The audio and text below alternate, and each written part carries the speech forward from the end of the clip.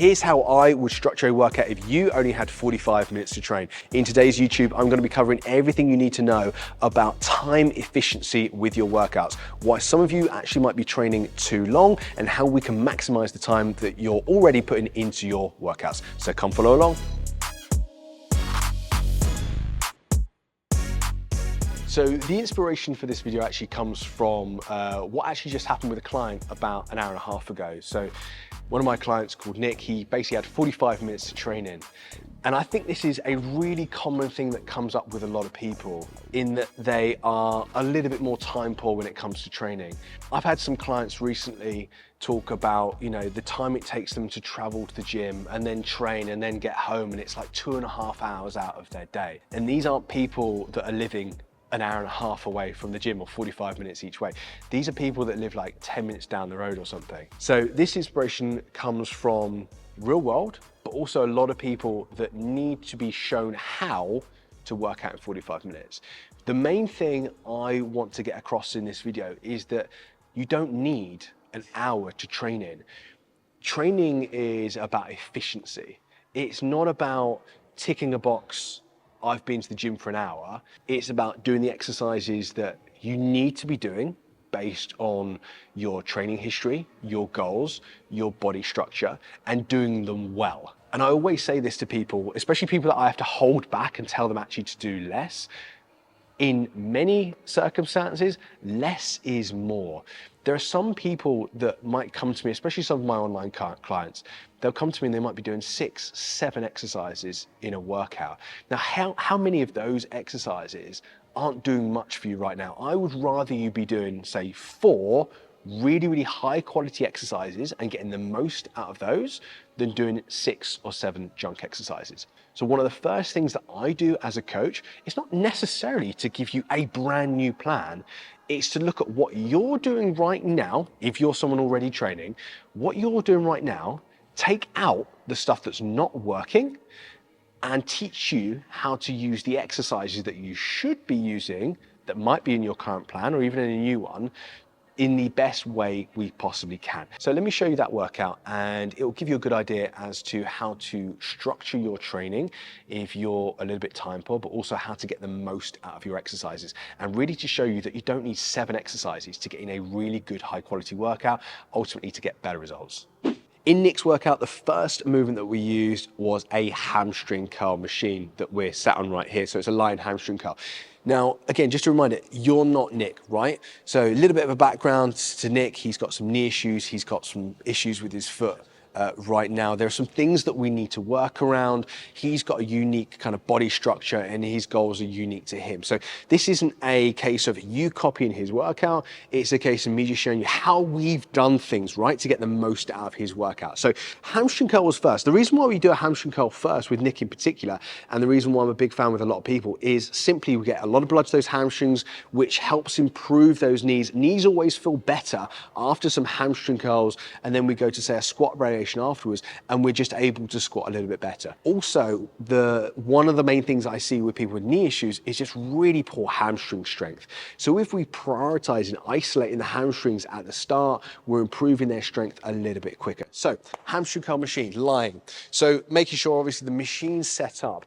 The main thing I see on this is a lot of people almost like twerking, right? So we get that anterior posterior tilt kind of motion. What we want instead is to be kind of locked in and braced up against that bench.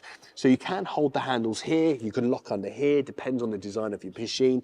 But what I like to do is get into a position where you can almost engage that core, engage your kind of anterior abdominals, and really get a lot of tension through it to stop overextending on the back. So we're locked in here, drive your heels up to your butt, full range of motion. So your heels should almost be touching your butt, all the way down, controlled range of motion, focus on that eccentric, and then repeat. So especially with hamstrings, they do respond really well to a slow eccentric, so that slow kind of lengthening phase on the way down. So I quite like a quicker way up, and then something like a 3-second eccentric. With Nick this morning, actually, we were doing 6-second eccentrics, just really, really low rep range. We were working for kind of 6 reps, 6, 7 reps per set. So we did 3 sets of those. We almost treated that a little bit like the warm-up today as well, because he was a little bit short on time. A little bit of context as well, and I'm going to be doing a video on warm-ups anyway after this one. But the main thing I do with warm-ups is I see it as a bit of an assessment, see how things are looking that day, see how you're moving. So I tend to, like with Nick earlier, it was like a 5-minute kind of warm-up, which treats this kind of as an assessment. But that might be normally more like 10 minutes, depending on obviously what we're looking at, and then into your hamstring curl, okay? So exercise number 2. Rear foot elevated split squats or Bulgarian split squats. So this is exercise number 2 that we used with Nick today.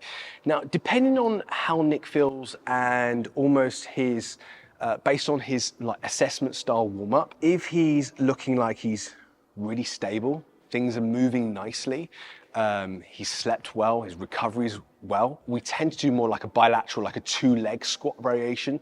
So we'll use at the moment a safety bar squat, squat to box basically. If it's one of those days where he's not slept well, recovery's not the best, but we still want to work him really hard, we'll use a split squat or a rear foot elevated split squat. So there's a little bit of kind of variates in what we're doing there, but there is some consistency as we go along. Rear foot elevated split squat, we are mostly working quadriceps, thighs, glutes, all at the same time, and especially if we've done it after hamstring curls, his knees just are feeling a lot better when we're doing these. We did actually progress from doing these as more like isometric holds at a point and with feet on the floor, but we're all the way up to doing a rear foot elevated version right now. And especially if you've only got 45 minutes to work out in, you get a lot of bang for your buck. These are one of those exercises where most people hate them, but they know they're good for them. And especially if a coach is telling you to do them, you're more likely to do them. Okay, so rear foot elevated split squat. Now, as you can see with this setup here, I've got an AirX balance pad because I like to start from the bottom up, and split squat stand. If you don't have a split squat stand, obviously a bench is fine. You can even use like a leg extension and hook your foot over that if you want to. I also quite like for clients this, okay? If you're doing Bulgarians or rear foot elevated split squats, one of my best tips is to use a resistance band in front of you so you know where your foot is each time in your level. So when you change legs as well, your foot's in the same position, okay? From here, we're grabbing dumbbells, shifting that weight forward. So the majority, like 70% of our weight or so, is on that front leg. The reason why that back leg is elevated is to reduce the load through that back leg so we can shift a little bit more forwards. And all we're going to do through that is think about what we call tripod foot. So 3 points of contact with your foot, heel, big toe, outside of your little toe, nice and stable on the floor. And all we're going to do is drive up, soft touch and go with those knees on the floor, and repeat, okay? So we're trying to get as much load as we can through that front leg. And then when we switch over when we're on the floor, right? So we're here, we start down on the floor again, and we go again. Same if you're not doing a rear foot elevated split squat, and it's just a regular split squat variation here with that back foot down. We're always starting on the floor, so it's a bottom up kind of technique, okay? We can kind of own technique, we can get a little bit more stable in that position, we can engage the glutes, we can engage the core, we can make sure everything's nice and aligned when we start on the floor, whereas if we start from a stood up position, everything's a little bit more all over the place, okay? So that's how you can get the most out of this exercise. So we're 2 exercises in at this point. This is probably like 25 minutes in for Nick. He's got about 20 more minutes to go, and this is what we did next. We're on to barbell RDLs or barbell Romanian deadlifts. With Nick, we're actually spending a little bit of time at the moment working on technique with this. So what we actually did today was spend a little bit more time on technique, and to get in our 4th exercise, we supersetted this one, okay? And supersets are a great way to save time. They're not really beneficial in other areas. They don't necessarily help you get more from your workouts. They don't necessarily help you grow more muscle, build more strength, etc. But what they do allow you to do is compact down more exercises in a little bit less time. So in the scenario we had earlier where we only had 45 minutes, it allowed us to get those 4 exercises in within that 45 minutes, but also in the case of the RDL, spend more time focusing on this, okay? We could have, if we just had the RDL as straight in, heavier sets with it, we could have just done it as a lonesome exercise and then the next exercise straight afterwards. But because we were spending a little bit more time on technique, then it was just a more viable option to use it as a superset. But supersets, especially as we're talking about saving time here, supersets are a really great option. Okay, so when it comes to RDLs, as I said, technique number one. Okay, in EPT Lab, it's quality over quantity. We care about the quality of your lifts. We coach you every step of the way before we start to kind of add weight onto things, right? We're not forcing progression, we're encouraging it. So with RDLs, I like to think about these as close the door behind you. Obviously with Nick, we've progressed up to a point where we're able to use a barbell anyway, but we're working a little bit on technique. Okay, from here, we're nice and close to the bar. Take a step back. We're gonna go soft on the knees. And all I want you to think about doing here is close the door behind you with your butt, okay? So that bar stays nice and close. Close the door behind you with your butt. Knees flex just a little bit, just to allow those hamstrings a little bit more range. Get to the bottom position, drive your hips through, and chin comes up with it, okay? So it's here, it's a pure hip hinge. Hips drive through, bar stays close to the thighs. So it's here to here, okay? And then once you finish, shuffle, shuffle, shuffle, nice and straight, everything stays down. One common error I see on this is people finishing the set, they'll walk in and it'll be like, everything's gone, right? The movement falls apart, and that's where people might hurt themselves in another gym or doing it by themselves. We're focused on technique, whether that's getting the bar out or putting it back or performing the actual rep itself. We want technique to be spot on. So that's a basic RDL technique. Obviously there's people that we coach that have been working on this for a long period of time, and there's lots of kind of details we go into there, but hopefully that's given you a few little pointers how to improve your RDLs.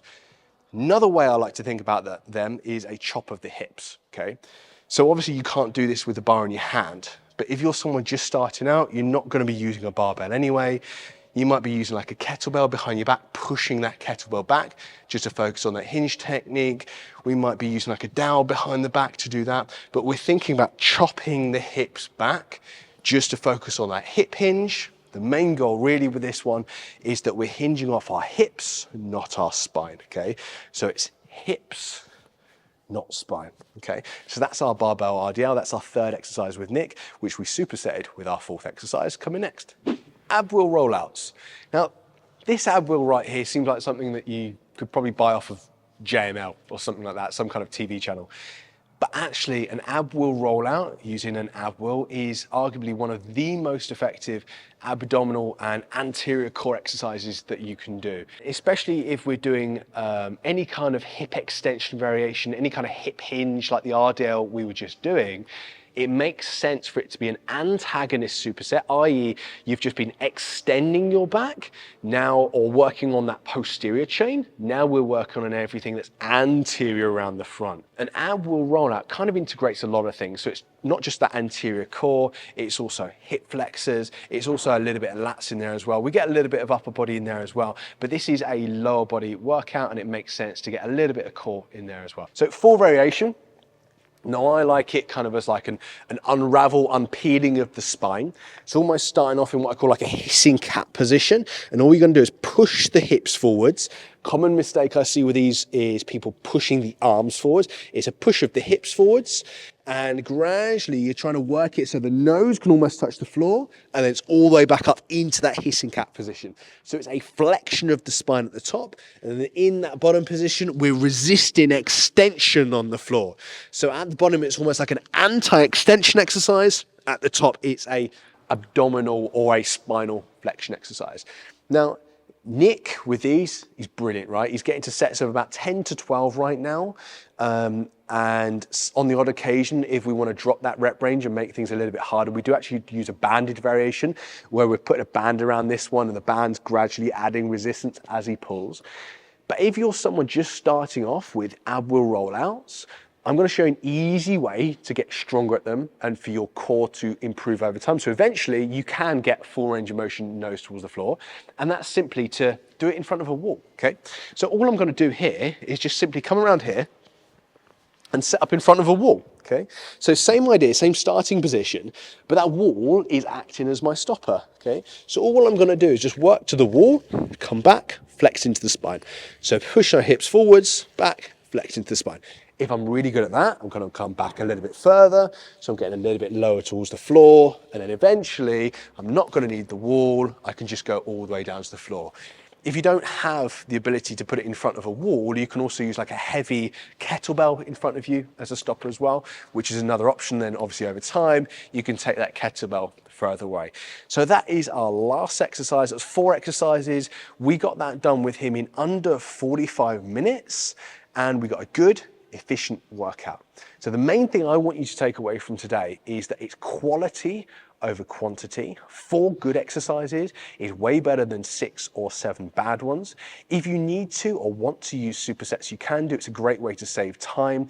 We didn't have to today, but it was a good way for us to use a superset to save some time, which allowed us to work a little bit more on the RDL technique. If it was a slightly simpler exercise, let's say I put him on the back extension machine or something, then I probably wouldn't have done a superset. We wouldn't have needed to spend as much time working on technique, but obviously context is key, okay?